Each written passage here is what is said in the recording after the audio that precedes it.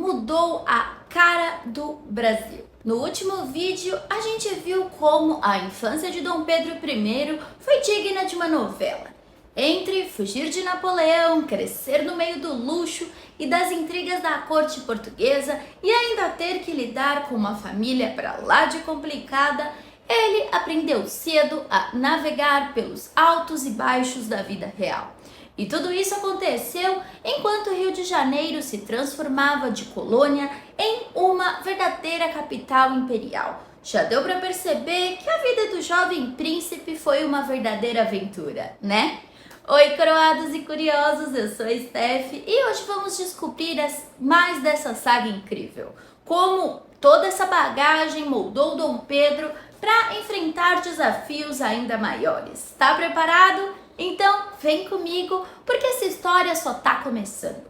Como já comentamos, a abertura dos portos brasileiros ao comércio internacional, decretada por Dom João VI em 1808, foi tipo um daqueles grandes anúncios que todo mundo acha incrível no começo, mas depois deixa o pessoal meio confuso, sabe? Por um lado, foi um baita avanço para o Brasil, que pôde finalmente respirar um pouco mais economicamente. Por outro lado, Portugal, coitado, ficou com cara de ué, porque perdeu o monopólio comercial que tanto amava. E olha só, a treta que começou aí. Para as elites portuguesas, essa abertura foi como levar um pé na bunda sem aviso prévio. Eles se sentiram traídos pelo Dom João VI, que parecia mais preocupado em agradar os brasileiros do que os portugueses. Esse clima de abandono só piorou o descontentamento por lá e, bom, acabou ajudando a acender o pavio da Revolução Liberal do Porto. É aí que a coisa começa a esquentar de verdade. Falando na Revolução Liberal do Porto, ela não surgiu do nada, como falamos um pouco no outro vídeo sobre os Bragança. Esse movimento foi super influenciado por ideias iluministas e pela onda revolucionária que estava rolando no mundo, tipo a Revolução Francesa e a independência das colônias espanholas na América Latina. Era basicamente uma galera querendo liberdade, igualdade e, é claro, menos poder na mão do rei. Aí, juntou o descontentamento com o absolutismo, a crise econômica que batia forte em Portugal e pronto. Nasceu o desejo de mudar tudo. O estopim, no dia 24 de agosto de 1820, lá na cidade de Porto, um grupo de militares e intelectuais liberais resolveu colocar a boca no trombone e iniciar uma revolução. Os objetivos deles eram bem claros. Eles queriam uma constituição para limitar o poder do rei, garantir direitos básicos para os cidadãos e trazer Dom João VI de volta para Portugal. Além disso, os revolucionários queriam centralizar a administração novamente em Lisboa, desfazendo algumas mudanças que vinham favorecendo o Brasil. Afinal, para eles, Portugal precisava voltar a ser o centro das atenções. É importante lembrar que o Brasil, desde a chegada da corte portuguesa em 1808, tinha se tornado a sede do Império e ganhado um status especial, algo que os portugueses não engoliram muito bem. E olha que rápido, o movimento se espalhou feito fogo em palha seca. Em pouco tempo, várias regiões de Portugal já estavam aderindo à Revolução. A coisa ficou tão séria que em janeiro de 1821 eles convocaram as Cortes Gerais e Extraordinárias para redigir a primeira Constituição Portuguesa e reorganizar todo o Império, incluindo o Brasil. O objetivo não era apenas criar uma Constituição, mas também recentralizar o poder em Lisboa e acabar com a autonomia que o Brasil havia conquistado. Agora, você deve estar pensando, ok, mas o que isso tem a ver com o Brasil? Calma que eu chego lá. O fato é que, embora o foco inicial fosse resolver os problemas internos de Portugal, essa revolução gerou um baita impacto no Brasil. As elites brasileiras, fazendeiros, comerciantes e militares começaram a ver as demandas da corte como uma baita ameaça. Imagina só, depois de anos conquistando certa autonomia, os brasileiros estavam com medo de perder tudo. O Banco do Brasil ia sumir. Conselho de Estado também. e o monopólio comercial português podia voltar com tudo. Além disso, havia o temor que o Brasil voltasse a ser uma simples colônia, perdendo seu status de Reino Unido a Portugal. Não preciso nem dizer que isso deixou todo mundo aqui de cabelo em pé, né? E foi nesse contexto cheio de incertezas que Dom João VI tomou uma decisão importante. Em abril de 1821, ele resolveu que voltaria para Portugal. Mas antes de partir, ele deixou o filho, Dom Pedro, como príncipe regente do Brasil. E olha só, a missão que ele passou para o garoto: manter a lealdade às cortes e à monarquia, mas ao mesmo tempo proteger os interesses brasileiros e evitar qualquer tentativa de separação. Ou seja, um baita jogo duplo, com Dom Pedro tentando agradar os portugueses sem deixar os brasileiros na mão. Missão super fácil, só que não. Dom João sabia que sem o suporte da elite brasileira, o jovem regente não ia durar muito no cargo. Só que mesmo com todas essas orientações, dava para perceber que o rei estava bem seguro sobre o futuro do império. Não era à toa. Ele sabia que a situação por aqui estava mais enrolada que novela das 9. Então, chegou o grande dia, 26 de abril de 1821. O Rio de Janeiro amanheceu diferente. Era o dia em que Dom João VI e sua corte iam partir de vez. E olha que não foi uma despedida qualquer. Rolou aquele evento super formal com tudo que tinha direito. Autoridades locais e militares, com cara de poucos amigos e representantes das elites brasileiras.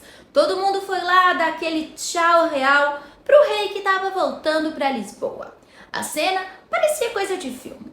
Dom João subindo no navio com a sua corte inteira a tiracolo e Pedro ficando para trás com uma expressão: agora sobrou para mim. E cá entre nós sobrou mesmo.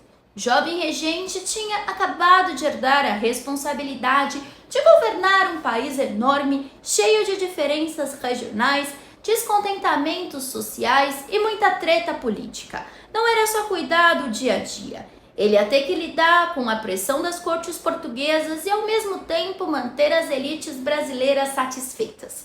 Um baita desafio para um cara que até então era conhecido somente pelo seu temperamento explosivo e não por suas habilidades políticas. Para a elite brasileira, essa despedida tinha um sabor meio agridoce. Por um lado, rolava uma esperança de maior autonomia. Com o rei fora, talvez o Brasil pudesse respirar um pouco mais aliviado e se livrar das imposições de Lisboa. Mas, por outro lado, havia um grande ponto de interrogação no ar. Será que Dom Pedro ia dar conta do recado? Afinal, ele era jovem e impulsivo e até aquele momento ninguém sabia ao certo se ele conseguiria segurar a onda de governar sozinho. Enquanto isso, lá em Portugal, a volta de Dom João foi recebida com festa. Afinal, para eles, a revolução tinha finalmente dado certo e o rei estava de volta ao trono, onde deveria estar desde sempre, na opinião das cortes. Mas óbvio, a alegria não durou muito. Não demorou para a desconfiança bater forte. E esse Dom Pedro aí, hein? Ficou no Brasil, mas será que ele vai obedecer às ordens daqui ou vai querer mandar sozinho por lá? Essa dúvida foi suficiente para aumentar o clima de tensão entre Portugal e Brasil, com cada lado já começando a se preparar para os possíveis conflitos. Logo que Dom Pedro I assumiu a regência, ele começou a receber uma avalanche de ordens vindas das cortes em Lisboa. E todas pareciam ter uma única missão bem clara: cortar a autonomia do Brasil na raiz.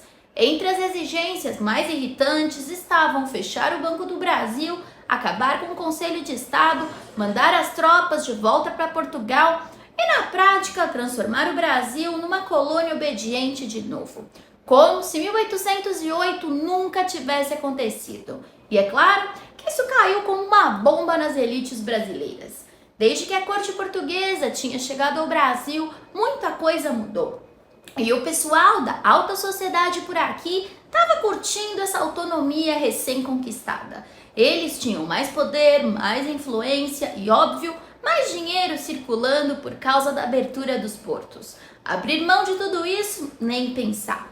Dom Pedro, que já tinha percebido que não ia ser um regente tranquilo e muito menos ter uma vida fácil, entendeu rapidamente que precisava de apoio. E não qualquer apoio, mas o de pessoas mais poderosas. E aí foi nesse cenário de montar um time que entrou em cena José Bonifácio de Andrada e Silva, o famoso patriarca da independência. Se fosse um filme, Bonifácio seria aquele personagem sábio e estratégico, tipo o mentor que sabe mexer as peças do tabuleiro, o mestre Miyagi.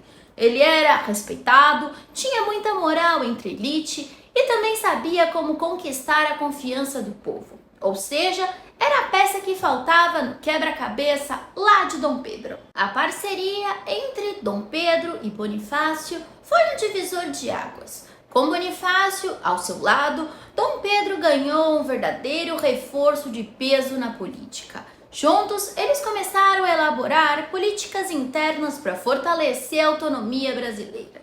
Não era só uma questão de desobedecer às ordens de Lisboa. Era necessário construir uma base sólida para garantir que o Brasil não se separasse em países menores, como já tinha acontecido com outras colônias americanas durante seus processos de independência. Bonifácio, com a sua habilidade diplomática, entendeu que unir as províncias era fundamental. Cada região do Brasil tinha suas próprias peculiaridades e interesses, e se cada uma resolvesse seguir um caminho diferente, o sonho de independência podia virar um pesadelo de divisores e guerras internas. Por isso, ele se dedicou a promover alianças e cooperação entre os líderes regionais, garantindo que todos estivessem alinhados nessa luta por autonomia. Mas, enquanto Dom Pedro se desdobrava para lidar com o barril de pólvora que era a política brasileira, ele também enfrentava um outro tipo de problema: sua vida amorosa, que não era nada tranquila. Vamos combinar, Dom Pedro não era exatamente um exemplo de marido fiel ou fácil de lidar. E isso complicava ainda mais as coisas, já que seu casamento com Maria Leopoldina da Áustria não era só uma questão de sentimentos, tinha muita política envolvida. Como era comum nos casamentos dinásticos daquela época, a união entre Dom Pedro e Leopoldina não foi resultado de um grande amor à primeira vista. Foi uma aliança estratégica clássica. Dom Pedro precisava de uma parceira que trouxesse peso político da Europa. E quem melhor que a Áustria, uma das potências maiores do continente da época, para dar esse suporte diplomático. E então é nesse ponto da história que entra a nossa querida Maria Leopoldina, sobre quem eu vou falar ainda mais nos próximos vídeos e num específico dela. Mas só para você ter uma ideia, a Maria Leopoldina não era apenas uma princesa que gostava de luxo e festas, como todas as outras. Leopoldina era filha do poderoso imperador Francisco I da Áustria e desde pequena demonstrava ser praticamente uma enciclopédia ambulante. Parece alguém que eu conheço, tipo eu.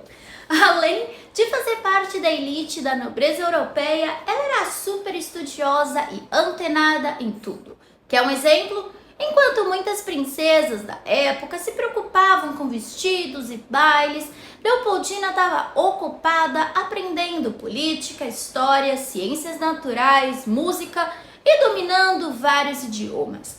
Ela sabia tanto de botânica e zoologia que conseguia debater de igual para igual com muitos estudiosos da época. E muitas vezes sabia mais do que eles. Dá pra ver que a moça não tava de brincadeira. Agora vem uma curiosidade bem peculiar sobre o casamento dela com Dom Pedro. Ele aconteceu de um jeito inusitado, por procuração. Como assim? Enquanto Leopoldina estava lá em Viena, bem longe do Brasil, fizeram uma cerimônia simbólica em que um representante de Dom Pedro se casou com ela em seu lugar. Estranho? Talvez. Para nós hoje. Mas naquela época isso era super comum entre a realeza. E olha que interessante. Mesmo antes de conhecer pessoalmente o marido, a Leopoldina, que era muito esperta, já sabia que a sua missão era bem mais do que ser apenas uma esposa bonitinha e decorativa. Ela precisava fortalecer os laços entre Portugal e Áustria e essa era uma responsabilidade gigante. Então, chegamos ao ano de 1817, quando a jovem Maria Leopoldina finalmente embarcou rumo ao Brasil. E olha que a viagem dela foi tudo menos entediante. Enquanto a maioria das pessoas teria passado o tempo reclamando do balanço do navio ou contando os dias para chegar, a Leopoldina aproveitou cada segundo estudando a flora e a fauna que encontrava no caminho. Ela se encantava com as plantas e animais exóticos que via pela primeira vez, anotando tudo com o entusiasmo de uma verdadeira cientista. Ao desembarcar no Rio de Janeiro, Maria Leopoldina foi recebida com uma festa grandiosa, digna de princesa. Tinha desfile, música, comida e muita pompa. Parecia um carnaval fora de época. O povo ficou fascinado com a nova princesa, que trazia consigo não só aquele charme europeu, mas a promessa de um futuro mais promissor para a monarquia brasileira. Só que depois de toda essa recepção calorosa, a realidade bateu a porta. Sair de Viena com seus palácios impecáveis, ruas organizadas e clima europeu e se deparar com o Rio de Janeiro do século XIX, cheio de ruas de lama, terra e uma certa bagunça urbana. Foi um choque e tanto. Mas Leopoldina não era de desistir fácil. Ela arregaçou as mangas, aprendeu português e começou a se adaptar à nova vida. Mais do que isso, Leopoldina se apaixonou pelo Brasil. Ficou encantada com a natureza exuberante e logo se tornou uma grande incentivadora das expedições científicas. Ela ajudava a organizar e patrocinar essas viagens, demonstrando interesse genuíno pela fauna e flora locais. Não era à toa que Leopoldina ganhou o respeito de muitos cientistas da época. A princesa era uma verdadeira nerd da ciência. Enquanto Leopoldina se dedicava de corpo e alma a entender e melhorar o Brasil, Dom Pedro continuava sendo Dom Pedro. Carismático, cheio de energia e com temperamento impulsivo. Ele logo então mostrou que não seria exatamente um marido exemplar. A cara do Brasil, tipo o Neymar. Desde o início do casamento, ficou claro que a fidelidade não era o seu forte. Apesar de admirar a Leopoldina pela inteligência, postura firme e dedicação, o Pedro não resistia a umas escapadas. E essas escapadas, claro, geravam muito falatório e climão na corte. E aqui que o drama atinge outro nível. Entra em cena Domitila de Castro, a famosa Marquesa de Santos, que se tornou o centro de um dos maiores escândalos da história do Brasil imperial. Domitila não era qualquer uma. Paulista de família influente, ela chamava atenção não só pela beleza, mas também pela personalidade forte e talento nato de conquistar as pessoas. E quem caiu nesse charme foi ninguém menos que Dom Pedro. A paixão entre eles foi instantânea, quase coisa de novela. Eles se conheceram em 1822 e olha que curioso, antes mesmo de Dom Pedro declarar a independência do Brasil, já estava rolando um romance bem quente entre os dois. Foi praticamente uma revolução pessoal acontecendo ao mesmo tempo que a revolução política. Agora, aqui que a coisa complica de verdade. Domitila não era só uma amante qualquer, daquelas que ficam nos bastidores sem fazer barulho. Nada disso. Ela foi trazida para o centro da corte pelo próprio Dom Pedro, ganhou o título de Marquesa de Santos e, pasme, foi nomeada dama de companhia da Leopoldina. A amante foi colocada ao lado da esposa oficial. Consegue imaginar o climão? E como se isso não fosse suficiente, Dom Pedro, impulsivo como sempre, decidiu presentear a Domitila com uma chuva de mimos. Títulos nobiliáticos, propriedades e joias caríssimas. Enquanto a sociedade olhava tudo isso com uma cara feia e a fofoca corria solta pelas ruas do Rio de Janeiro como se fosse uma choquei, o Pedro simplesmente não ligava. Ele parecia mais preocupado em agradar sua favorita do que manter as aparências. Agora, não vamos subestimar a Domitila. Ela sabia muito bem jogar o jogo do poder. Inteligente e carismática, Domitila se tornou uma figura influente na corte e tudo isso também lhe ajudou a se livrar do marido abusivo. Mais do que apenas a amante de Dom Pedro, ela passou a ser sua conselheira, com acesso direto a políticas importantes. É claro que isso gerava uma tensão imensa, principalmente com Leopoldina, que apesar de tudo continuava firme e forte em seu papel de imperatriz. E vou ter que fazer um vídeo também sobre a Domitila. Mesmo então, com toda essa polêmica, a Domitila representava uma figura que desafiava as convenções sociais da época. Em um ambiente quase totalmente dominado por homens, ela não só se destacou, mas também fez valer sua presença. Era ousada, determinada e sabia como ninguém usar sua influência ao lado de Dom Pedro. Enquanto isso, Leopoldina, digna e comprometida, continuava desempenhando um papel fundamental na história do Brasil.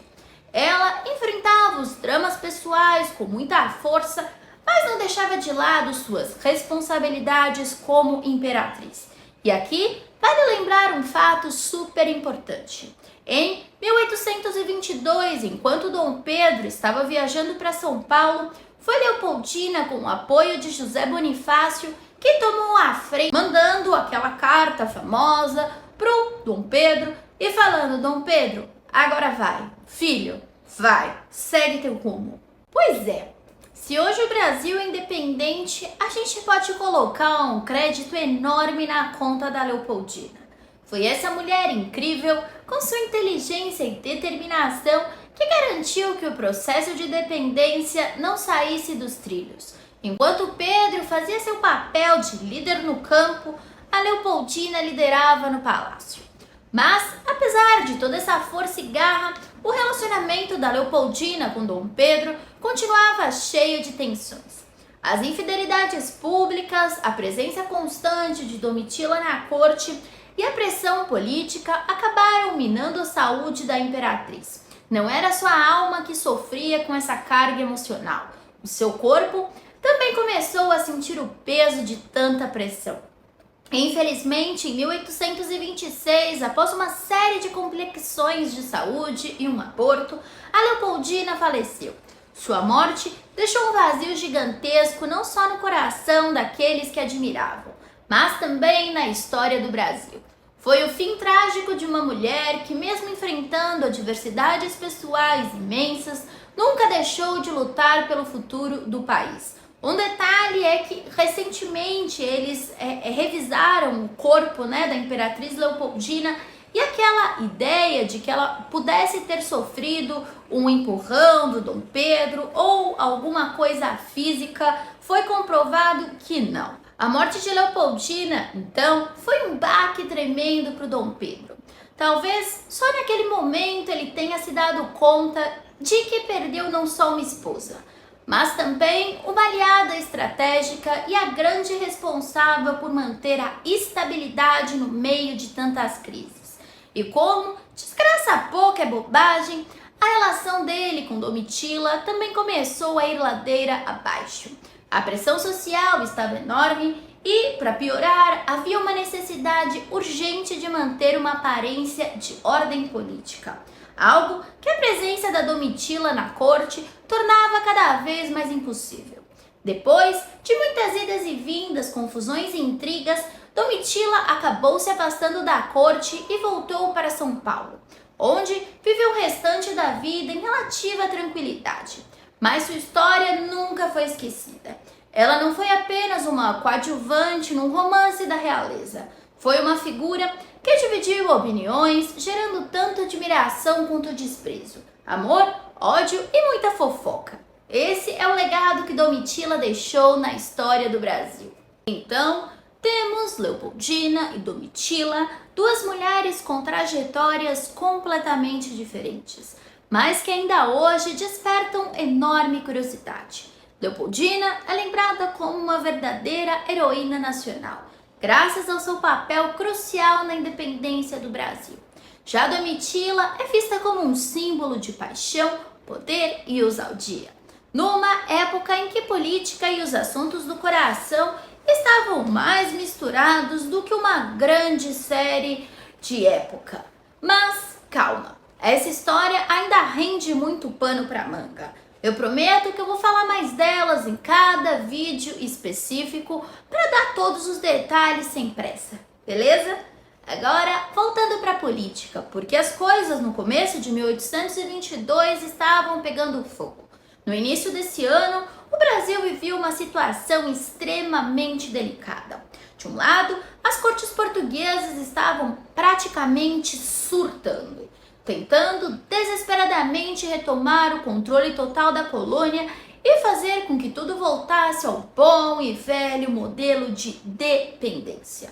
Do outro lado, as elites brasileiras e uma população cada vez mais cansada de se subordinar não queriam nem ouvir falar em voltar a ser tratados como um mero quintal de Lisboa. E olha, as cortes não estavam de brincadeira. Elas enviavam ordens praticamente toda semana e as exigências só pioravam. Queriam que Dom Pedro voltasse imediatamente para Portugal, deixando o Brasil sem um representante real. Como se isso não bastasse, também pediram o enfraquecimento ou até o fechamento de importantes instituições brasileiras, como o Banco do Brasil e o Conselho de Estado, como eu comentei. Resumindo, a ideia era começar tudo do zero. O Brasil voltaria a ser colônia e ponto final. Essa proposta, como era de se esperar, soou como um tapa na cara de muita gente por aqui. As elites brasileiras, fazendeiros, comerciantes e militares que tinham se beneficiado enormemente com a autonomia conquistada desde a chegada da corte em 1808, ficaram indignadas. Eles já tinham sacado que o Brasil não era qualquer colônia. Era uma terra imensa, rica e cheia de potencial. Ser tratado como um puxadinho de Lisboa não fazia mais sentido para ninguém. Pelo menos pra gente daqui. E como acontece em qualquer situação onde tem muita insatisfação, o clima começou a esquentar. O que era apenas um descontentamento inicial virou uma mobilização geral. Foi nesse cenário caótico que começaram a surgir os movimentos organizados em diversas cidades. Grupos de cidadãos passaram a preparar abaixo-assinados e enviar petições para Dom Pedro pedindo, ou melhor, implorando, para que ele não voltasse para Portugal. No Rio de Janeiro, essas manifestações tomaram tanta força que se transformaram em um verdadeiro movimento coletivo. A elite, que antes estava meio dividida, começou a enxergar Dom Pedro como a única esperança de manter o Brasil longe da submissão total e as ordens de Lisboa. E o povo, mais humilde, que também não queria ver o país retroceder, passou a ver naquele uma figura de liderança. Agora, se imagina a pressão em cima de Dom Pedro. De um lado, as mensagens vinham de Lisboa e não deixavam margens para dúvidas. Volte imediatamente ou você vai se complicar. De outro lado, estavam as elites brasileiras, comerciantes, fazendeiros e militares e até a população mais pobre dizendo: se você for embora, acabou pra gente. Tão ferrado. A tensão foi crescendo até que, em meio a esse clima tenso, surgiu o famoso abaixo-assinado com mais de 8.000 assinaturas pedindo que Dom Pedro permanecesse no Brasil e liderasse a resistência contra as cortes portuguesas. Esse documento se tornou um marco simbólico do movimento pró-independência e deixou claro que a maioria da população e das elites já não via sentido em continuar acatando as ordens vindas de Portugal. Agora, segura essa tensão. A situação chegou num nível que não dava mais para segurar. Dentro do palácio, Dom Pedro vivia rodeado de conselheiros, aliados e líderes políticos, cada um com a sua própria opinião sobre o que ele devia fazer. As reuniões eram tensas, pesadas e cheias de debate. Imagina o clima. O jovem regente, com apenas 23 anos, sabia que qualquer passo errado podia causar uma confusão gigantesca. Não dava para errar, não tinha espaço para vacilo. E mesmo tão novo, ele já carregava nas costas a enorme responsabilidade de decidir o futuro de um país inteiro. Enquanto isso, do lado de fora, o cenário era outro. Fervia de verdade. Só que não era o calor do sol carioca. Era a multidão aglomerada nas ruas do Rio de Janeiro, gritando a plenos pulmões: "Fica Pedro, fica Pedro". A cena era digna de final de campeonato. Mas, em vez de brigar por um troféu, a galera estava defendendo o futuro do Brasil. Era emocionante, parecia até uma prévia da independência. E aí vem um ponto crucial, o famoso Dia do Fico. Ele não foi só uma frase de impacto para a gente colocar num livro de história e gravar numa placa na pracinha. Nada disso. Aquela declaração de Dom Pedro foi o resultado de semanas, para não dizer meses, de pura tensão, articulação política nos bastidores e pressão popular nas ruas. Quando ele finalmente soltou a famosa frase "decidiu ficar", não foi apenas uma resposta às cortes portuguesas. Foi um compromisso moral com o Brasil e com todas as pessoas que acreditavam nele. Então, vamos falar um pouquinho mais sobre isso. Chegamos ao dia 9 de janeiro de 1822. O jovem príncipe Dom Pedro, que mais tarde se tornaria imperador como Dom Pedro I, fez sua declaração pública de que não iria obedecer às ordens das cortes portuguesas que exigiam sua volta imediata a Lisboa. Ele não só decidiu ficar, como fez questão de anunciar com estilo e uma frase que entraria para a história: "Se é pro bem de todos e a felicidade geral da nação, eu tô pronto. Digam ao povo que fico". Pronto. Foi a senha para transformar o Rio num verdadeiro carnaval fora de época. Assim que a decisão foi anunciada, a cidade explodiu em festa. Gritaria, aplausos, multidões nas ruas e muita comemoração que durou até altas horas da madrugada. Mas não era só bagunça e farra. Aquilo ali simbolizava algo muito maior. Para quem estava lá, era como se o Brasil tivesse dado o primeiro passo real rumo ao futuro próprio, com identidade e autonomia. Pela primeira vez surgiu aquele fio de esperança de que o país podia caminhar finalmente com suas próprias pernas. Deve ter sido emocionante.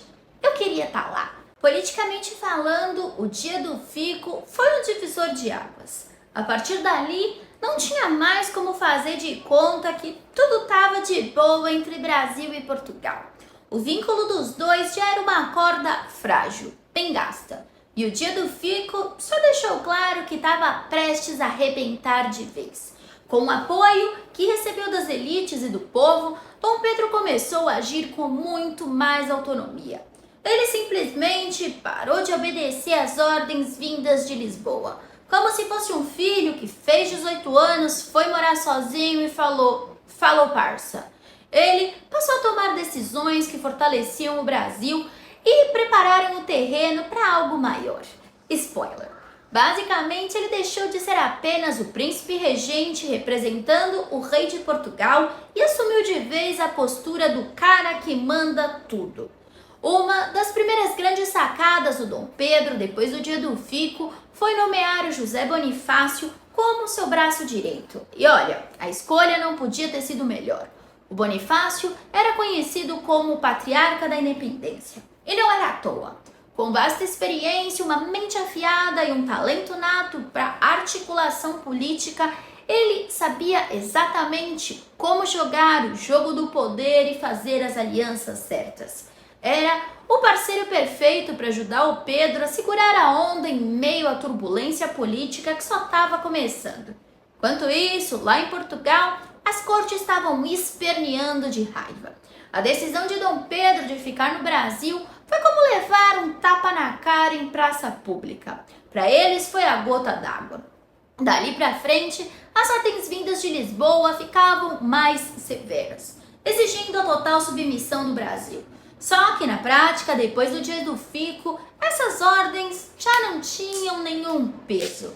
A autoridade portuguesa estava por um fio e Dom Pedro estava mais alinhado à elite portuguesa, praticamente ignorando todas aquelas exigências com ar de "tá bom, senta lá, Portugal". Vale lembrar que essa história não rolava num vácuo isolado. No início do século XIX, o planeta estava fervendo. Várias colônias espanholas na América Latina já tinham conquistado independência, como a Argentina e o Chile. Essas novas nações serviram de exemplo para o Brasil, mostrando que era possível romper com a metrópole e sobreviver de boa. E a gente também não pode esquecer da minha querida Inglaterra, que sempre foi esperta quando o assunto era comércio. Ela torcia para a independência brasileira porque sabia que com o fim do monopólio português podia ganhar muito mais fazendo negócios diretos com o Brasil. Nesse barril de pólvora que estava aqui o Brasil, quem então ajudou a evitar que tudo explodisse foi o próprio José Bonifácio.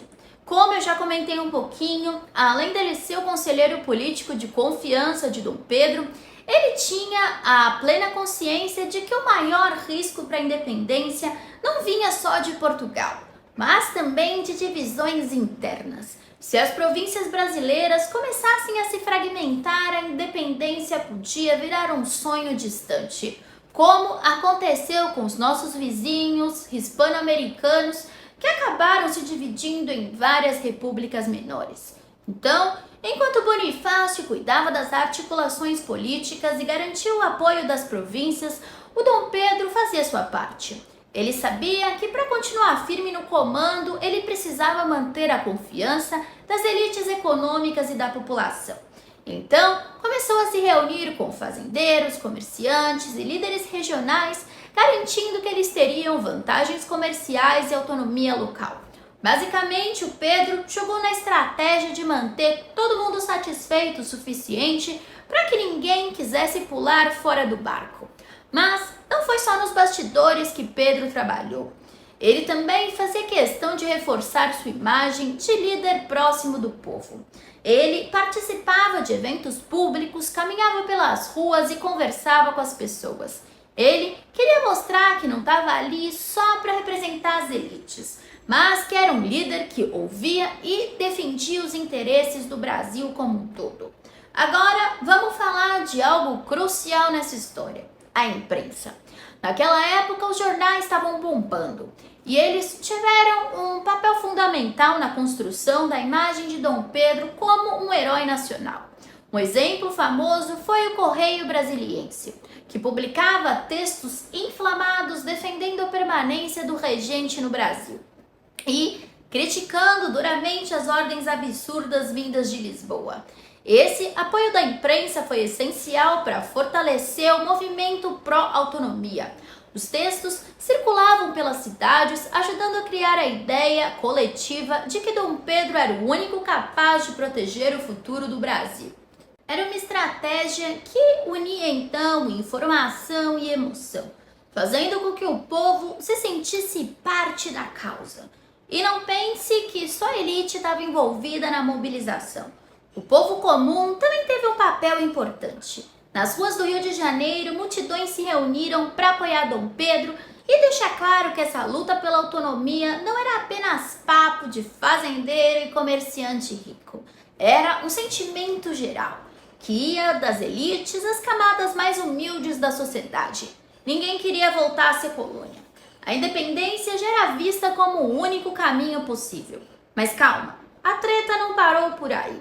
Depois do dia do fico, Dom Pedro entendeu que não bastava garantir o apoio interno.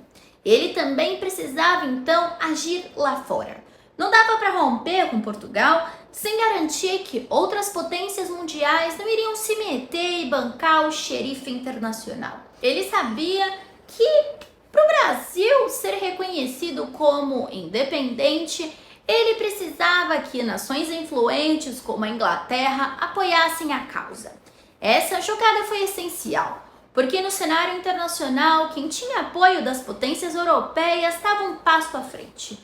Dom Pedro e seus aliados, então, começaram a trabalhar também nesses bastidores para garantir que, quando a independência fosse declarada, o Brasil não tivesse isolado do mundo. Então, o Dom Pedro passou a enviar emissários para negociar com países influentes, como a Inglaterra e os Estados Unidos. A ideia era simples, mas genial. Se esses gigantes do comércio global apoiassem ou ficassem de boa sem se meter, as chances de uma separação bem-sucedida aumentariam exponencialmente. E essa jogada foi um golaço diplomático. Naquela época, contar com o apoio ou reconhecimento dessas potências internacionais era como ganhar um escudo contra possíveis interferências externas. Com o ok desses países, o Brasil podia se firmar como uma nação independente sem medo de retaliações severas ou pelo menos com menos medo. Aí, como era de se esperar, o cenário ficava cada vez mais tenso. De um lado, Portugal tentava manter o controle com rédeas curtas. De outro, o Brasil se preparava cada vez mais para a ruptura definitiva. A cada dia que passava, ficava mais evidente que a relação entre os países não tinha volta.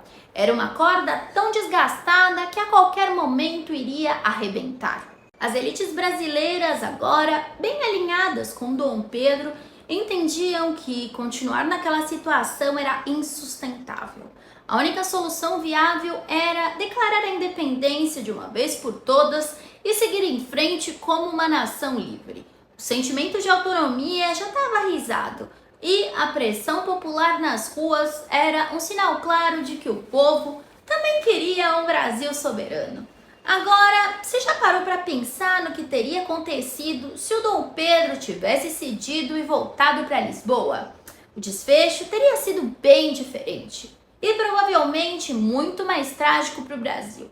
Sem Dom Pedro, é quase certo que o país teria se separado em várias regiões independentes, exatamente como aconteceu com as colônias espanholas na América Latina. Ao invés de um grande território unido, teríamos várias pequenas repúblicas, cada uma seguindo o seu próprio caminho. Além disso, as elites locais teriam perdido boa parte do poder e da autonomia que tinham conquistado ao longo dos anos. O comércio, que estava em expansão e beneficiava diversos setores, voltaria a ser controlado por Portugal. Em resumo, seria um baita retrocesso.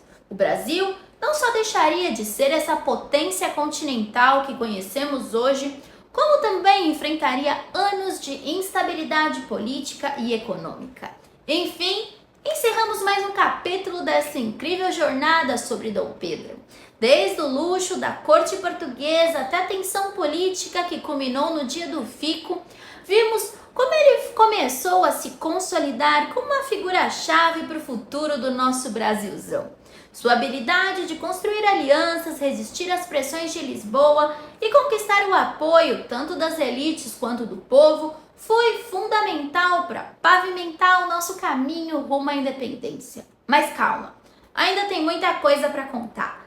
No próximo vídeo, vamos explorar como Dom Pedro conduziu o Brasil nos meses que antecederam a proclamação da República, os desafios que enfrentou e, claro, um momento histórico às margens do Rio Ipiranga. Se você achou essa parte intensa, espera só para ver o que vem por aí. E se você gostou, lembre-se de seguir o canal. A gente tem vídeos novos todos os dias, às 20 horas, às 8 da noite. Um beijo e até o próximo vídeo.